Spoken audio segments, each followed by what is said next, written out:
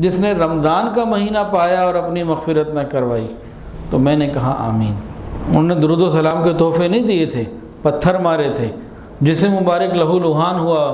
کتنی مبارک دعائیں، کتنی مقبول دعائیں، کتنے مقرب بندے جوانی سے مانگتے رہے، بڑھاپے میں جا کے ملا، یا اللہ میرا یہ کام کر دے، میرا یہ کام کر دے، میرا یہ کام کر دے۔ بس اس طرح سے اپنی باتیں کر رہے ہوتے ہیں۔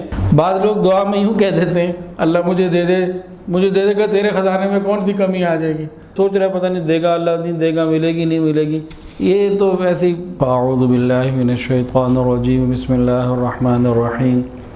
وقال ربکم ادعونی استجب لکم، سبحان ربک رب العزۃ عما یصفون، وسلام علی المرسلین، والحمد للہ رب العالمین۔ اللہم صل علی سیدنا و مولانا محمد وعلی آل سیدنا و مولانا محمد وبارک وسلم۔ اللہم صل علی سیدنا و مولانا محمد وعلی آل سیدنا و مولانا محمد وبارک وسلم۔ اللہم صل علی سیدنا و مولانا محمد وعلی آل سیدنا و مولانا محمد وبارک وسلم۔ تاخرات ہے، قبولیت کا وقت بھی ہے اور مانگنے کا وقت بھی ہے۔ آج دعا کے ہی اعتبار سے چند باتیں کرنی ہیں انشاءاللہ، لیکن اس سے پہلے کچھ باتیں ایسی ہو جائیں کہ جس سے ہمارے اندر نا شوق پیدا ہو جائے اور ایسے احساس پیدا ہو جائے کہ بغیر دعا کے اور بغیر مغفرت کے ہمارا گزارا ہے نہیں، بالکل گزارا نہیں۔ شب قدر کے بارے میں کہ امت کو کیوں ملی، ایک روایت تو یہ ہے کہ نبی علیہ السلام نے ایک مرتبہ فرمایا کہ پچھلی امتوں میں ایک شخص تھا عبادت گزار، 1000 سال تک جہاد کرتا رہا، 1000 مہینے تک جہاد کرتا رہا، ہتھیار نہیں اتارے۔ اور ایک روایت میں آتا ہے نبی علیہ السلام نے فرمایا کہ گزشتہ امتوں میں ایک شخص 1000 مہینے تک ساری رات وہ عبادت کرتا اور سارا دن جہاد کرتا۔ جب یہ خبر دی تو حضرات صحابہ کرام رضوان اللہ تعالی علیہم اجمعین ان کو غم ہوا۔ ہمیں ان باتوں کو سن کے کبھی غم ہوا؟ ہمیں تو نہیں ہوا۔ ہمیں تو ایک بات پتہ لگ گئی، اچھا 1000 سال تک اس عبادت کی تھی، واہ بھی کیا بات ہے۔ لیکن صحابہ غمگین ہو گئے۔ کس بات پہ غمگین ہو گئے؟ کہ ہماری عمریں تھوڑی ہیں، ہم تو اتنے لمبے عمل، اتنے بڑے بڑے اعمال اتنے زیادہ عرصہ کر ہی نہیں سکتے، تو ہم تو پیچھے رہ جائیں گے۔ عبادت تو ہم زیادہ کر ہی نہیں سکتے، ہماری تو عمر چھوٹی ہے۔ تو وہ تو بہت بلند مقام پہ چلے گئے، ہم تو پیچھے رہ گئے۔ انہیں یہ غم ہوا۔ تو پھر اللہ کے حضور صلی اللہ علیہ وسلم، حضور پاک صلی اللہ علیہ وسلم نے اللہ تعالیٰ سے مانگا اور اللہ رب العزت نے شب قدر عطا فرما دی، جس کی عبادت 1000 مہینوں سے بھی بہتر ہے۔ اور پھر ماشاءاللہ ہر سال آتی ہے۔ ایک آدمی کی زندگی 50 سال 60 سال اگر ہے تو 50-60 دفعہ آ گئی۔ تو کتنا بڑا اللہ کا کرم ہے یہ۔ تو اس رات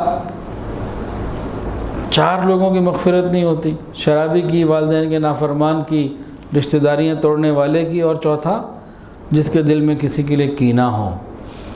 تو ہمیں ان چیزوں سے اپنے آپ کو پاک کرنا ہے، ہماری مغفرت بھی ہو جائے گی۔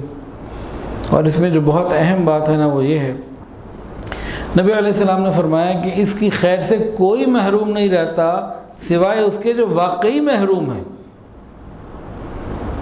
یعنی کوئی اور چانس نہیں ہے، ہم نے اس کی خیر حاصل ہی کرنی ہے انشاءاللہ تعالی۔ نہیں تو فرما دیا کہ کوئی محروم نہیں رہتا سوائے اس کے جو حقیقتاً محروم ہے۔ تو اللہ تعالیٰ ہمیں حقیقی محروم بننے سے، بدبخت بننے سے، شقی بننے سے محفوظ فرمائے۔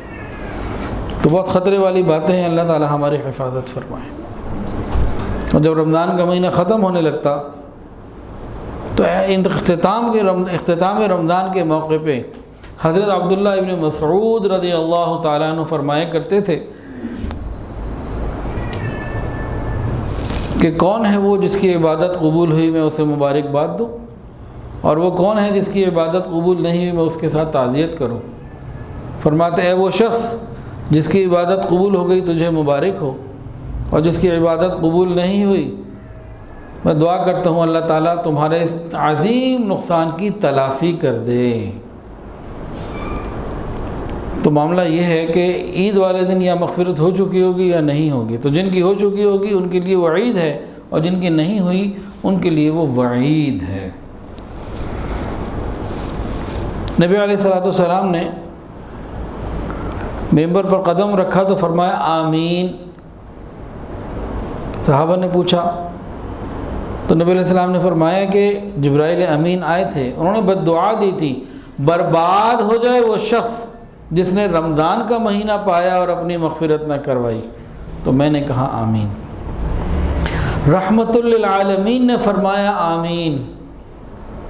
کسی عام آدمی نے نہیں کہہ دیا، چلتے پھرتے کسی نے نہیں کہہ دیا۔ اب یہاں غور سے نقطہ سمجھیے، جب نبی علیہ السلام طائف گئے، طائف والوں نے پھول پیش کیے تھے کہ پتھر مارے تھے؟ پتھر مارے، پھول نہیں پیش کیے۔ انہوں نے درود و سلام کے تحفے نہیں دیے تھے، پتھر مارے تھے، جس سے مبارک لہو لہان ہوا، نالین مبارک خون سے بھر گئے۔ اللہ رب العزت کو بھی جلال آیا، بھیج دیا فرشتوں کو، ملک الجبال پہاڑ کا فرشتہ جو تھا پہاڑوں کا آیا، آپ حکم دیجئے ابھی دونوں پہاڑوں کو ملا کے سب کو برابر کر دو، آپ حکم فرمائیے۔ نبی علیہ السلام نے کیا فرمایا تھا؟ بد دعا کی تھی؟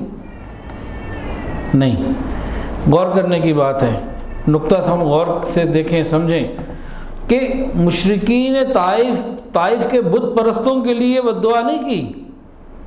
کیا فرمایا؟ اللہ ان کو ہدایت دے دے، یہ مجھے نہیں جانتے۔ اور مسلمانوں کے لیے بد دعا،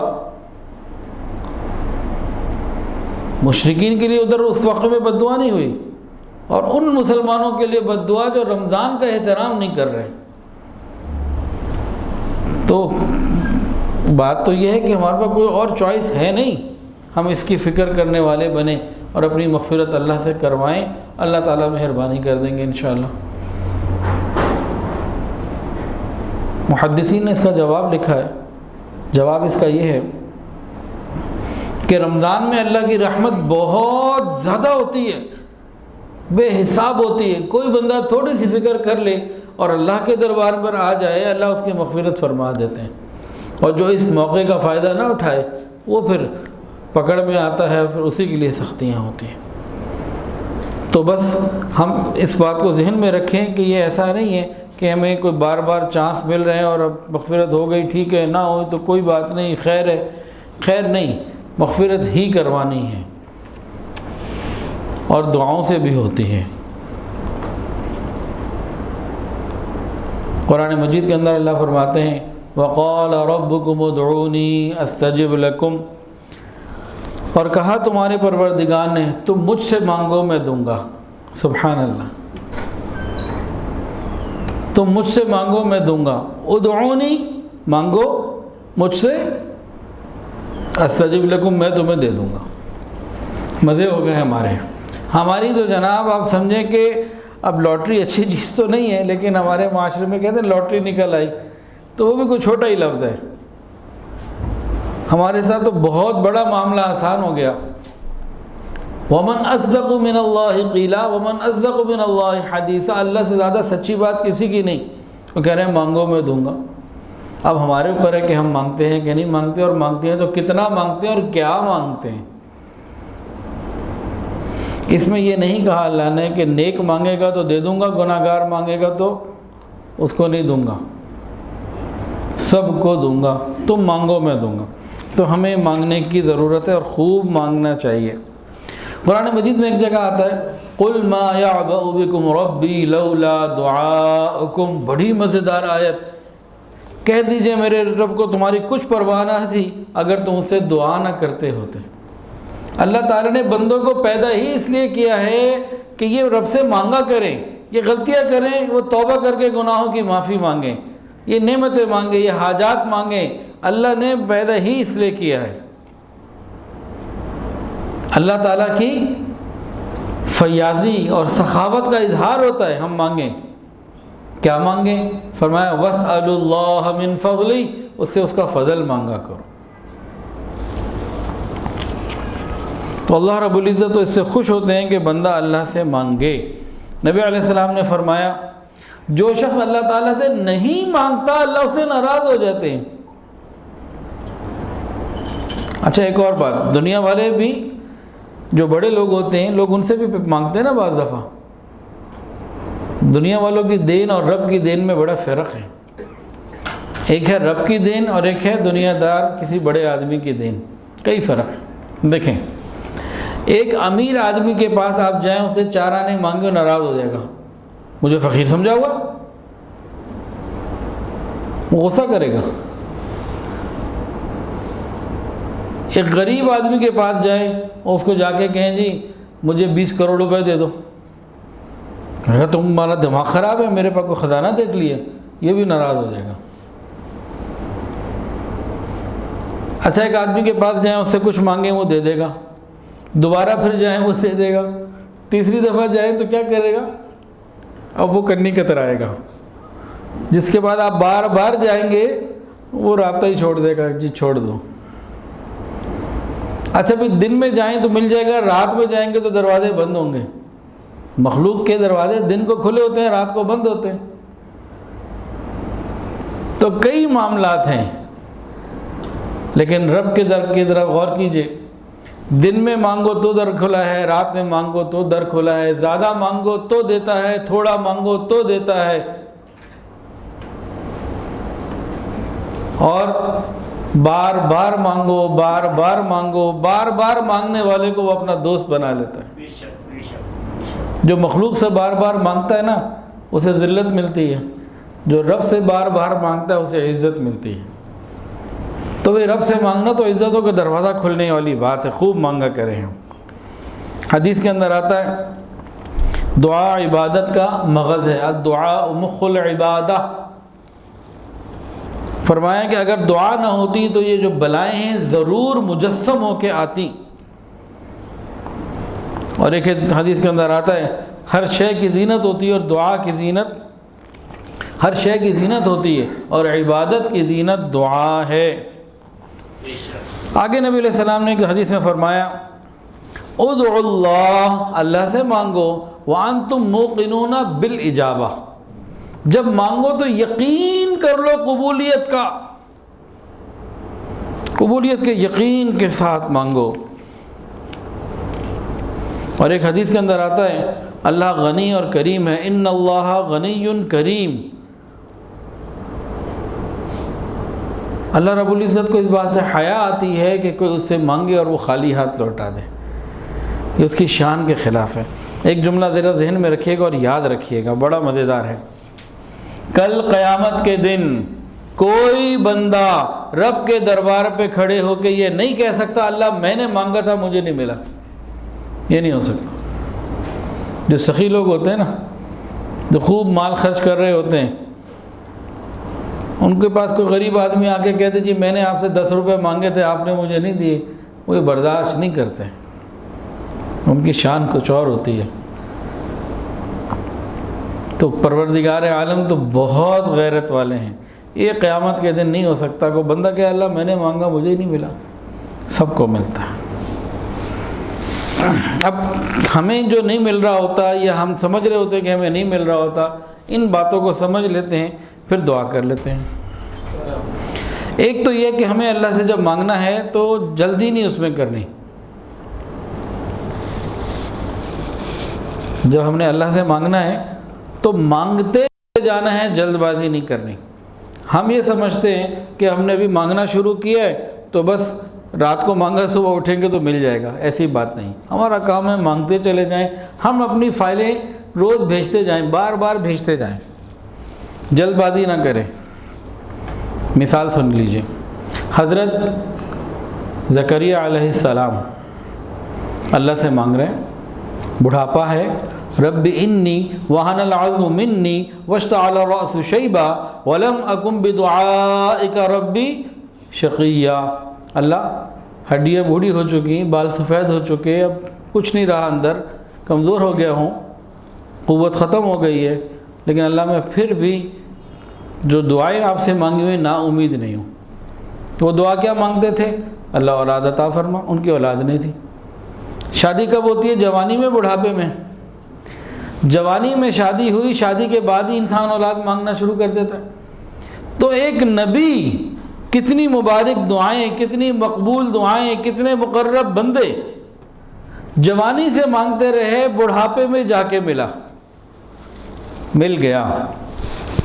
ہم کس کھیت کی گاجر مولیاں کے یوں ملنا چاہیے جی، ایسے چٹکی بجا کے مل جائے؟ نہیں، یہ ہماری کمزوری ہے، ہماری کم علمی اور لا علمی ہے۔ ہم بے چین ہو جاتے ہیں، بعض لوگ نا امید ہو جاتے ہیں کہ جی 5 سال ہو گئے مانگ رہے، نہیں ملا، اب مانگنا ہی چھوڑ دیا۔ یہ غلط رویہ ہے۔ اللہ کی دین اور اس کی شان کو سمجھنا چاہیے۔ تو ایک بات تو یہ ہو گئی کہ ہمارا کام ہے مانگتے رہے، مانگتے رہے، مانگتے رہے، ملے گا، ضرور ملے گا۔ کب ملے گا اس کی مزید تفصیلات بھی آتی ہیں، لیکن ایک آپ کو نبی کی پیغمبر کی مثال دی اور قرآن مجید سے دی۔ ایک اور بات، جب ہم نے اللہ سے مانگنا ہو نا تو ہمارا مانگنا پتہ لگے کہ ہم مانگ رہے ہیں۔ ایک ہوتا ہے اسائنمنٹس دینا کسی کو، دفتر میں کوئی بندہ پہنچا، باس، اس نے کہا بھائی ابراہیم تم یہ کر دینا، احمد یہ کر دینا، عبداللہ تمہارا یہ کام ہے، اور بلال تم یہ کر دو، اور عادل تم یہ کر دو۔ تو مختلف لوگوں کو جاب کی اسائنمنٹس دے رہا ہوتا ہے، تم یہ کر لو، تم یہ کر لو، تم یہ کر لو۔ تو یہ اور شان ہوتی ہے۔ ہم بھی اللہ تعالیٰ کو نعوذ باللہ بعض مرتبہ دعائیں نہیں کر رہے تو اسائنمنٹس دے رہے ہوتے ہیں۔ تو اللہ تعالیٰ کو اسائنمنٹس نہیں دینی، مانگنا ہے۔ جب دے رہے ہوتے ہیں نا اسائنمنٹس اللہ کو، ہم سمجھ رہے ہوتے ہیں ہم دعا مانگ رہے ہیں، وہ دعا نہیں ہوتی نا۔ وہ کیا، یا اللہ میرا یہ کام کر دے، میرا یہ کام کر دے، میرا یہ کام کر دے، بس اس طرح سے اپنی باتیں کر رہے ہوتے ہیں۔ اللہ تعالیٰ کو نعوذ باللہ گویا کہ ہم اسائنمنٹس دے رہے ہوتے ہیں۔ تو بھائی وہاں اسائنمنٹس نہیں دینی، وہاں عرضی دینی ہے۔ تو عرضی دینا اور اسائنمنٹس دینا الگ الگ باتیں ہیں کہ ایک ہی ہے جی؟ بتائیں، ایک ہی چیز ہے؟ الگ الگ ہے؟ الگ الگ ہے۔ دنیا میں آپ نے دیکھا ہوگا نا فقیروں کو جو سڑکوں پہ پیسے مانگتے ہیں، کتنے پیسے مانگتے ہیں؟ وہ لاکھوں کروڑوں کتنے مانگتے ہیں؟ سڑک پہ کھڑے ہونے والا فقیر 10-20 روپے مانگتا ہے۔ حلیہ کیسا بنایا ہوتا ہے، آواز کا چناؤ، آواز کا انداز کیسا ہوتا ہے، لہجہ کیسا ہوتا ہے، اور پھر الفاظ کا انتخاب کیسا ہوتا ہے، کیسے لجاجت سے اور کس طریقے سے وہ مانگ رہا ہوتا ہے۔ جس نے 10-20-50 روپے مانگنے ہوں وہ اتنی عاجزی اختیار کرتا ہے، اتنا حلیہ ایسا بنا لیتا ہے، کپڑے پھٹے ہوئے پہنتا ہے، چہرے پہ مسکنت لے کر آتا ہے، اور پھر 10-20 روپے مانگ رہا ہوتا ہے۔ ہم نے تو اللہ سے اللہ ہی کو مانگنا ہے، اللہ سے جنت مانگنی ہے، اللہ سے نبی علیہ السلام کا جنت میں پڑوس مانگنا ہے، دنیا بھی اچھی مانگنی ہے، آخرت بھی اچھی مانگنی ہے، اور اپنی خواہشات پوری کروانی ہے۔ تو ہمیں کتنی عاجزی اختیار کرنی چاہیے۔ یہ ہماری اندر بہت کمی ہے، ہم دعاؤں کے اندر عاجزی کو اختیار نہیں کرتے۔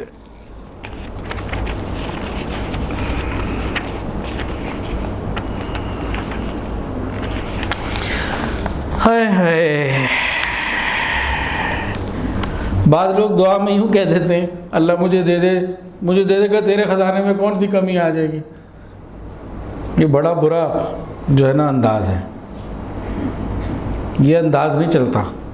اب نبی علیہ السلام کی ایک دعا کا ذرا ترجمہ سن لیجئے اور پھر غور کیجئے کہ آخر نبی علیہ السلام کیسے مانگتے تھے۔ 2-3 کتابیں ہیں، ایک حضرت جی کی کتاب ہے، حضرت پیر حافظ ذوالفقار احمد نقشبندی دامت برکاتہ العالیہ کی کتاب مناجات فقیر، مناجات فقیر، مکتبۃ الفقیر کی چھپی ہوئی ہے، مل جاتی ہے بازار سے، یہ ہمارے پاس ہونی چاہیے۔ ایک کتاب ہے مناجات مقبول، مناجات مقبول، یہ حضرت مولانا اشرف علی تھانوی رحمۃ اللہ علیہ کی کتاب ہے، یہ بھی ہمارے پاس ہونی چاہیے۔ اور بھی کتابیں ہیں، یہ 2 کتابیں بھی اگر ہمارے پاس ہوں اور ہم ان کو بار بار اس سے سیکھیں، دعاؤں کو سیکھیں، مانگیں اللہ سے، تو پھر ہمارے مانگنے کے انداز میں تبدیلی آئے گی اور انشاءاللہ بہت زیادہ برکتیں ہمیں ملنا شروع ہو جائیں گے۔ اب ذرا نبی علیہ السلام کی اس دعا کا ترجمہ سن لیجئے۔ یہ کس وقت آپ نے مانگی؟ جب طائف سے آپ واپس آ رہے تھے۔ طائف کے سفر سے واپسی کی دعا کا ترجمہ۔ اے اللہ، ایک ایک حرف پہ غور کیجیے گا۔ اے اللہ، تجھی سے شکایت کرتا ہوں اپنی کمزوری اور بے کسی کی اور لوگوں میں ذلت اور رسوائی کی۔ اے ارحم الراحمین، تو ہی کمزوروں کا رب ہے، تو ہی میرا پروردگار ہے۔ تو مجھے کس کے حوالے کرتا ہے؟ کسی اجنبی بیگانے کے جو مجھے دیکھ کر تجھ رو ہوتا ہے اور منہ چڑھاتا ہے، یا کسی دشمن کے کہ جس کو تو نے میرے پہ قابو دے دیا ہو؟ اے اللہ، اگر تو مجھ سے ناراض نہیں ہے پھر مجھے کسی کی پرواہ نہیں، تیری حفاظت مجھے کافی ہے۔ میں تیرے چہرے کے اس نور کے طفیل جس سے سارے اندھیریاں روشن ہو گئیں، جس سے دنیا اور آخرت کے سارے کام درست ہو جاتے ہیں، صحیح ہو جاتے ہیں، میں اس بات سے پناہ مانگتا ہوں کہ مجھ پر تیرا غصہ ہو یا تو مجھ سے ناراض ہو۔ تیری ناراضگی کو دور کرنا اس وقت تک ضروری ہے اے اللہ جب تک تو راضی نہ ہو جائے، تیرے سوا کوئی نہ طاقت ہے اور نہ قوت ہے۔ یہ کون سا وقت تھا؟ جب نبی علیہ السلام پہ پتھر مارے گئے۔ یہ بھی تو کہہ سکتے تھے نا، اے اللہ میں تو تیرے دین کے لیے گیا تھا، مجھے پتھر مارے گئے۔ یہ بھی تو انداز ہو سکتا تھا نا، کوئی ایسی بات اختیار کی۔ ہم میں کتنے 5 سال ہو گئے جی نفلیں پڑھتے ہوئے، حاجت کے لیے وظیفے کرتے ہوئے، دعائیں مانگتے ہوئے، ہو ہی نہیں رہا۔ نبی علیہ السلام کے الفاظ کس موقع پہ ہیں، اس موقع کو سمجھ کے ذرا الفاظ پہ غور کریں تو اندازہ ہوگا کہ کتنی عاجزی ہوتی تھی۔ ہماری دعاؤں میں عاجزی نہیں ہوتی، ہم تو کام ڈیوٹی لگا رہے ہوتے ہیں، نعوذ باللہ۔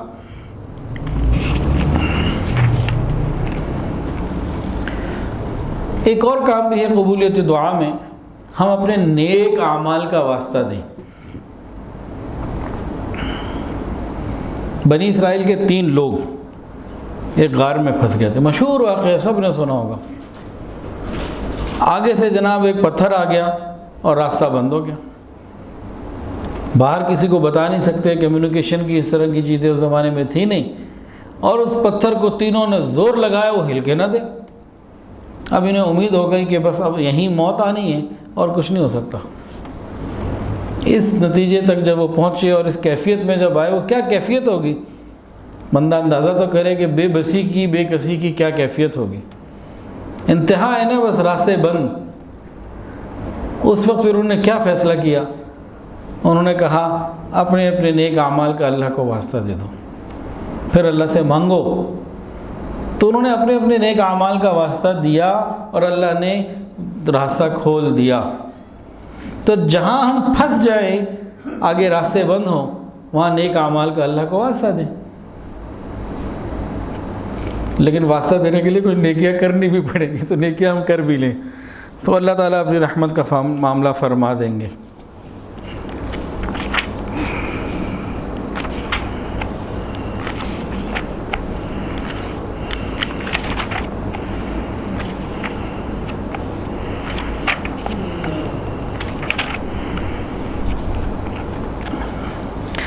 قبولیت دعا کی نا کئی صورتیں ہیں۔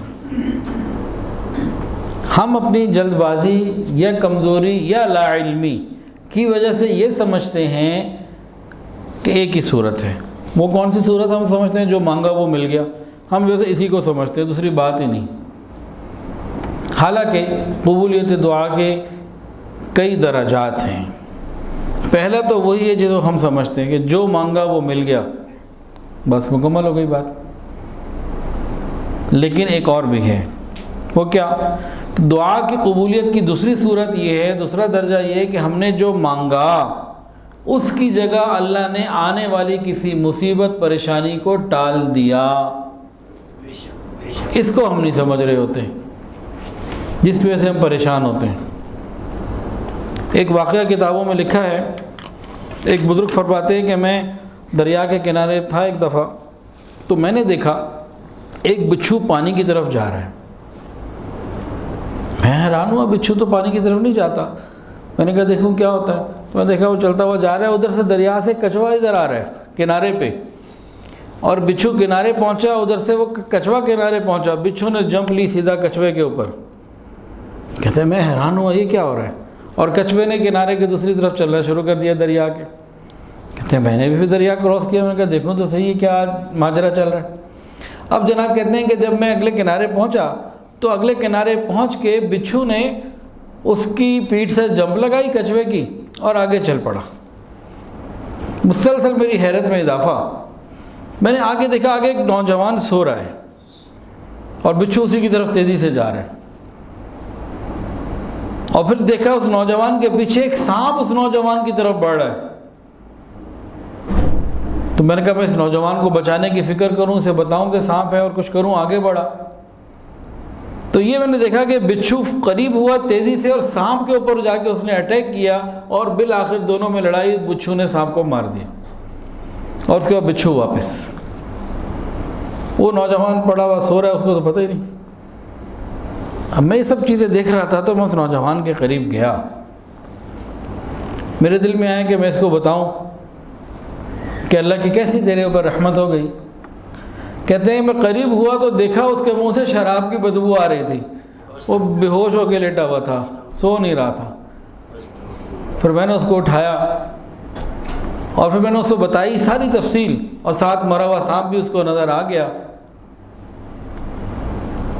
تو وہ نوجوان بڑا اس سے متاثر ہوا اور اللہ سے اس نے مانگا، اللہ میں تو غفلت کی زندگی گزار رہا تھا، تیری اتنی مہربانی کہ تو نے میری حفاظت فرمائی۔ اب یہ کیا ہوتا ہے؟ یہ ہماری اپنی کوئی مانگی ہوئی دعا یا ہمارے کسی اپنے کی ہمارے لیے مانگی ہوئی دعا، ہماری اپنی مانگی ہوئی دعا یا ہمارے کسی اپنے کی ہمارے لیے مانگی ہوئی دعا۔ ہماری ایسی کتنی پریشانیاں ہوتی ہیں، دن رات ہم اس سے بچ جاتے ہیں، گاڑی چلا رہے ہیں، موٹر سائیکل چلا رہے ہیں، پیدل جا رہے ہیں، حادثے سے بچ گئے۔ کتنی مرتبہ ایسا ہوتا ہے کسی پریشانی سے بچ جاتے ہیں۔ تو یہ بھی قبولیت دعا کی ایک صورت ہے۔ تو قبولیت دعا کی دو صورتیں ہو گئیں، نمبر ایک جو مانگا وہ ملا، نمبر دو اس کی جگہ اللہ نے کسی پریشانی سے بچا لیا، نمبر تین اللہ تعالیٰ جو ہم مانگتے ہیں اس سے بہتر کچھ اور ہمیں عطا فرما دیتے ہیں جو ہمارے لیے بہتر نہیں ہوتا۔ اللہ علم والے ہیں، حکمت والے ہیں، وہ سمجھتے ہیں ہمارے لیے کیا بہتر ہے، تو جو ہمارے لیے بہتر ہوتا ہے وہ عطا فرما دیتے ہیں۔ ایک آدمی نے دولت مانگی، یا اللہ مجھے مال دے دیں، اللہ جانتے ہیں اگر اس کو دولت مل گئی بیوی بچے نافرمان ہو جائیں گے، یا اس کی آواز میں پیسے کی جھنکار شامل ہو جائے گی، تکبر آ جائے گا، یہ دور ہو جائے گا میرے در سے، یہ مال سنبھال نہیں سکے گا، تو اللہ تعالیٰ نہیں دیتے۔ اسی طرح بعض مرتبہ کسی بھی چیز کے حوالے سے اللہ تعالیٰ کا فیصلہ جو ہوتا ہے وہ بہتر ہوتا ہے، تو اللہ تعالیٰ بعض مرتبہ کچھ اور جو اس کے لیے بہتر ہو وہ عطا فرما دیتے، یہ بھی قبولیت ہے۔ اور چوتھی چیز بڑی پیاری ہے، جو اللہ نے فرمایا ہے تو مانگو میں دوں گا، یہ پکی بات ہے، اس میں کوئی کمی نہیں ہے۔ چوتھی چیز کیا ہے؟ بعض مرتبہ اللہ رب العزت پہلی تینوں سٹیجز میں سے کچھ بھی نہیں کرتے، نہ جو مانگا وہ ملا، نہ اس سے بہتر ملا، نہ کوئی پریشانی دور ہوئی دعا سے۔ اب وہ دعا تو ایز اٹ از ابھی ہمارے پاس ذخیرے میں موجود ہے، جس پہ ابھی قبولیت کی کوئی نشانی نہیں لگی۔ ان دعاؤں کے بارے میں قیامت کے دن اللہ رب العزت کیا عطا فرمائیں گے، حدیث ہی سے مفہوم عرض کر رہا ہوں، الفاظ میرے ہیں کہ قیامت کے دن بندے کو اللہ بلائیں گے، میرے بندے دیکھ میں نے کہا تھا جو مانگے گا تو میں دوں گا، اور میں اپنی بات پوری کرنے والا ہوں، قدرت بھی رکھتا ہوں اور اپنی بات سے پیچھے نہیں ہٹتا۔ میرے بندے تو نے دنیا میں لاکھوں نہیں کروڑوں دعائیں مانگی، کتنی دعائیں مانگی، تیری زبان سے نکلی ہوئی ہر دعا میرے پاس لکھی ہوئی ہے، تجھے یاد تھی کہ نہیں تھی میرے پاس لکھی ہوئی ہے ہر دعا۔ اور دیکھو یہ وہ دعائیں ہیں جو جیسی مانگی تھی میں نے دے دی، یہ نکل گئیں، یہ وہ ہیں جن کے بدلے کسی پریشانی کو دور کیا تھا، اور تیسری وہ ہیں جس کے بدلے میں نے کسی اور چیز کو دے دیا تھا، تیرے لیے بہتر نہیں تھی۔ تو یہ تمہاری اتنی دعائیں تو قبول ہو چکی ہیں، لیکن ابھی میرے پاس بہت موجود ہیں جو تم نے وہاں خوب مانگی تھی اور میں نے تمہارے خاطر نہیں تمہاں قبول کی تھی۔ اب ان تمام دعاؤں کے بدلے میں جو دنیا میں کسی تینوں درجوں میں سے کسی ہی درجے میں نہ آئیں، آج تمہیں یہ جنت دے رہا ہوں، تمہیں نبی کریم صلی اللہ علیہ وسلم کا پڑوس دے رہا ہوں، تمہیں بغیر حساب کے بغیر عذاب کے جنت داخلہ عطا کر رہا ہوں، تمہیں فرشتوں کا ساتھ دے رہا ہوں، تمہیں جنت کے محل باغات اور جنت کی نعمتیں دے رہا ہوں۔ میرے بندے یہ تمہاری ہر اس دعا کے بدلے ہے جو تم نے مانگی تھی، میں نے تمہارے لیے آج ذخیرہ کر لی تھی۔ نبی صلی اللہ علیہ وسلم نے ارشاد فرمایا حدیث کے اندر کہ اس وقت یہ مومن تمنا کرے گا کاش دنیا میں میری کوئی دعا قبول نہ ہوئی ہوتی۔ آج ہم کہتے ہیں دعائیں قبول نہیں ہو رہی، اس وقت یہ تمنا کرے گا اللہ میری کاش کوئی دعا قبول نہ ہوئی ہوتی۔ کیوں تمنا کرے گا؟ کہ دنیا میں جو کچھ ملا، دنیا ختم وہ بھی ختم، یا موت آ گئی تو وہ ختم۔ آج جو مل رہا ہے یہ ہمیشہ ہمیشہ کے لیے مل رہا ہے، تو اس لیے یقین کے ساتھ مانگنی ہے۔ ایسا کوئی بات نہیں ہے کہ ہماری دعا قبول نہیں ہوتی۔ دعا آخرت کا ذریعہ، آخرت کا ذخیرہ بن جایا کرتی ہے۔ تو ہم نے اپنے رب سے مانگنا ہے، اور کیسے مانگنا ہے بس ان دو باتوں کو سن لیجئے، پھر ہم آگے بات کو آگے بڑھاتے ہیں۔ کیسے مانگنا ہے؟ یقین کیسا ہو؟ شیطان ہمارے یقین کو کمزور کرتا ہے۔ حدیث کے اندر آتا ہے ڈھل مل بندے کی دعا قبول نہیں ہوتی۔ جب مانگ رہا ہے اس کو پتہ ہی، سوچ رہا ہے پتہ نہیں دے گا اللہ نہیں دے گا، ملے گی نہیں ملے گی، یہ تو ایسی، یہ تو فائل اپروو ہی نہیں ہوتی، اوپر ہی نہیں جاتی۔ یقین کے ساتھ مانگی بھی دعا قبول ہوتی ہے نا۔ اب شیطان کیا کرتا ہے؟ اس کو پتہ ہے یہ قبولیت دعا کا جو فریم ورک ہے نا، جو اس کا پورا طریقہ کار ہے، پروسیجر، اس کو بھی معلوم ہے۔ شیطان ہمارے دل میں خیال ڈالتا ہے تو گناہ گار بندہ تیری کہاں قبول ہو نہیں، اور ہم واقعی گناہ گار ہیں۔ یہ وسوسہ ہمارے دل میں ڈال دیتا ہے، اصل کے اندر وہ ہمارے یقین کو کمزور کر رہا ہوتا ہے، اور کوئی بات نہیں۔ جب واقعی کمزور ہو جاتے ہیں یقین میں، ہاں ہم گناہ گار ہیں، ہمیں کہاں ملے گا، ہماری کہاں قبول ہوگی، تو پھر وہ قبولیت کے اس پہ جاتے ہی نہیں، ہمارا نقصان ہو جاتا۔ اب اس کے دو علاج آپ کے بتاتا ہوں۔ آئندہ کبھی شیطان یہ وسوسہ ڈالے نا کہ جی آپ گناہ گار ہو تو آپ کی دعا تو قبول نہیں ہونی، تو اس کو دو واقعات سنا سکتے ہیں آپ۔ ایک تو فرعون کا۔ فرعون ایک دفعہ بیٹھا ہوا تھا دربار میں، تو قوم آئی، وہ تو اس کو خدا مانتی تھی۔ انہوں نے کہا جی بارش بند، پانی بند، قحط، دریا نیل سوکھ گیا، ہمیں معاف کرو، اس کو جاری کرو۔ انہوں نے کہا ٹھیک ہے ہو جائے گا، جاؤ۔ کہہ دیا خدا بن کے۔ اب رات گزرتی جا رہی ہے اور پریشانی اس کی بڑھتی جا رہی ہے، اسے پتہ ہے میں خدا نہیں ہوں، دھوکہ خود دے رہا ہوں لوگوں کو۔ جب کافی رات گزر گئی نا، یہ بے چینی میں، کتابوں میں لکھا ہے بے چینی میں گھر سے نکلا۔ جس وقت گھر سے نکلا سر پہ ٹوپی، سر پہ تاج نہیں، پاؤں پہ جوتا نہیں، ننگے پیر ننگے سر باہر نکلا، دریا نیل پہنچا۔ وہاں جا کے اس نے رب کو سجدہ کیا، کہتے ہیں اللہ تو جانتا ہے نا میرے حال کو، اگر اس کو پانی کو تو نے جاری نہ کیا میری خدائی بھی گئی، میری بادشاہت بھی گئی، گیا میں۔ اللہ نے پانی جاری کر دیا، اس نے تڑپ کے مانگا تھا۔ شیطان اگر یہ وسوسہ ڈالے نا کہ تم گناہ گار ہو، تمہاری کہاں قبول ہونی ہے، ہم اس کو جواب دیں کہ رب نے تو فرعون کی بھی اس وقت قبول کر لی تھی جو کہتا تھا انا ربکم الاعلی، جو یہ دعوے کرتا تھا، اور میں تو وہ ہوں، ایک تو امت محمدیہ کا غلام ہوں، اور دوسرا سجدے میں سر رکھ کے سبحان ربی الاعلی کہہ کے اس کی پاکی کو بیان کرتا ہوں، تو میری کیوں قبول نہیں ہوگی؟ ایک اور واقعہ جو اس سے زیادہ مستند ہے، سنا دو جی، قرآن مجید میں ہے وہ۔ اس واقعے کو تو کوئی انکار کر ہی نہیں سکتا نا۔ وہ کیا؟ جس وقت شیطان نے آدم علیہ السلام کو سجدہ نہیں کیا، اس کو پروردگار نے غضب کے عالم میں فرمایا فَاخْرُجْ مِنْهَا فَإِنَّكَ رَجِيمٌ وَإِنَّ عَلَيْكَ اللَّعْنَةِ إِلَىٰ يَوْمِ الدِّينِ، نکل جا، دفع دور ہو جا، قیامت تک میری لعنتیں تیرے اوپر برستی رہیں گی۔ اللہ تعالیٰ سے غضب کے عالم میں تھے، یہ محبت کے الفاظ نہیں ہیں، یہ غضب کے الفاظ ہیں۔ اس وقت شیطان نے رب سے مانگا تھا اللہ مجھے قیامت تک کی مہلت دے دے، اللہ نے مہلت دے دی تھی۔ اب شیطان یہ دل میں ڈالے نا کہ تم گناہ گار ہو، تمہاری نہیں قبول ہونی، تو اس بدبخت کو ہم یہ جواب دیں گناہ گار ہی ہے نا، کلمہ پڑھنے والے تو ہیں، حضور کے امتی تو ہیں، گناہ گار ہی ہے نا، اور کیا ہے؟ تو نافرمان، متکبر، کفر کرنے والا، رب کے سامنے اس طریقے سے ڈھٹائی اور لاجکس پیش کرنے والا، جب تجھے دھتکار دیا گیا تو نے اس غضب کے عالم میں رب سے جب مانگا تھا، رب غضب میں تھے، تو نے اس وقت مانگا، تجھے اس وقت مل گیا۔ تو میں رمضان کی راتوں میں 2 رکعت نفل پڑھ کے تنہائی میں اپنے پروردگار کے حضور گڑ گڑا کے عاجزی سے مانگوں گا، مجھے وہ کیوں نہیں دے گا؟ ضرور دے گا، ہم مانگنے والے تو بنے۔ اب 2 واقعات سنتے ہیں، اس کے بعد پھر انشاءاللہ دعا کرتے ہیں۔ علامہ ابن قیم رحمۃ اللہ علیہ کا واقعہ لکھا ہے، فرماتے ہیں کہ ایک دفعہ میں جا رہا تھا،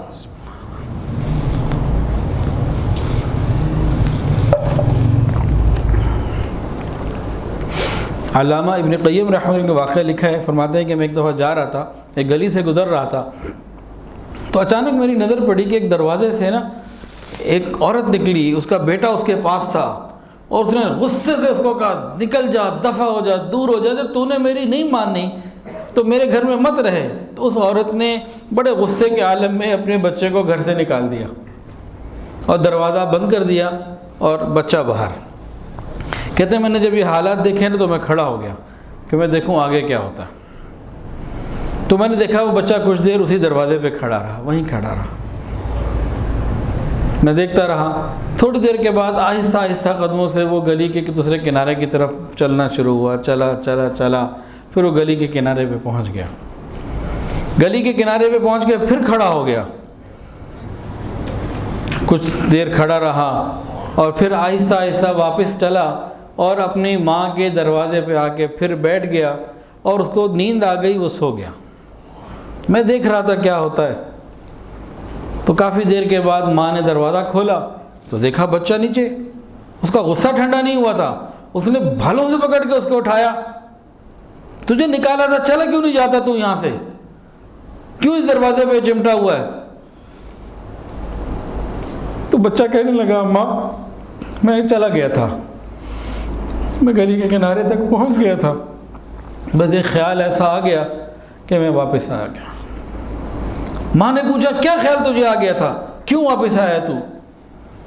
اس نے کہا ماں مجھے گلی کے کونے پہ جا کے اس طرح کے خیالات آئے تھے کہ جوتے کسی کے پالش کر کے گزارا کر لوں گا، بھیک مانگ کے گزارا کر لوں گا، اور کسی طریقے سے کوئی محنت مزدوری کر لوں گا، یہ پیٹ تو بھر ہی جائے گا، 2 روٹی مل ہی جائے گی، اس طریقے کی چیزیں سوچ رہا تھا۔ لیکن جو خیال جس نے مجھے واپس بھیجا وہ یہ تھا کہ مجھے یہ خیال آیا کہ دنیا میں تو کہیں بھی چلا جائے گا، جو ماں کی محبت تجھے اس گھر سے مل سکتی ہے، اس در سے مل سکتی ہے، تجھے کہیں نہیں ملے گی۔ بس اس خیال میں میری ساری چیزوں کو ختم کر دیا اور میں واپس آ گیا ہوں تیرے پاس، تو مجھے مار، اچھا کہے، برا کہے، جو مرضی میرے ساتھ سلوک کر، میں اس در کو نہیں چھوڑ کے جاتا۔ ابن قیم رحمۃ اللہ علیہ کہتے ہیں کہ جب اس نے اس طرح کی بات کی تو ماں کا دل بھی نرم ہو گیا، اور اس نے گھر کے دروازے کھول دیے اور کہا آؤ اور اپنی زندگی یہاں گزارو۔ فرماتے ہیں کہ ہمیں بھی رب کے ساتھ اسی طریقے سے تعلق کرنا ہے۔ کوئی پریشانی آ گئی، آزمائش آ گئی، بیماری آ گئی، تکلیف آ گئی، حالات آ گئے، اس کے در کو نہیں چھوڑنا، کے اوپر رہنا ہے، تو ہمارے لیے بھی دروازے کھل ہی جائیں گے اور ہمارے لیے بھی رحمت کے معاملے ہو ہی جائیں گے۔ وہ ایک بیان میں غالباً مولانا طارق جمیل صاحب کا بیان تھا، تو اس میں سنا ریکارڈنگ میں کہ کسی نے کہا رب کے دروازے کھول دیے جاتے ہیں، تو ایک عورت تھی کہنے لگی مجھے یہ بتاؤ بند کب ہوتے ہیں وہ جو تم کہہ رہے ہو کھول دیے جاتے ہیں؟ وہ تو بند ہی نہیں ہوتے، رحمت کے دروازے تو کھلے ہوئے۔ اور ایک آخری واقعہ اس کے بعد دعا کرتے ہیں انشاءاللہ۔ فضائل حج میں حضرت شیخ الحدیث حضرت مولانا زکریا رحمۃ اللہ لکھا ہے، بڑا عجیب واقعہ ہے، فضائل حج کے اندر موجود ہے۔ اللہ اکبر کبیرہ۔ جوان آیا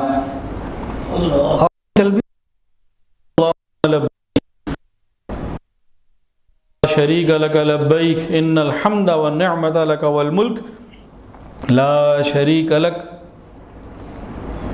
تو اس کے بالکل قریب ایک بوڑھی عمر کا بھی بندہ تھا، بوڑھا آدمی تھا، اس نے بھی تلبیہ پڑھا۔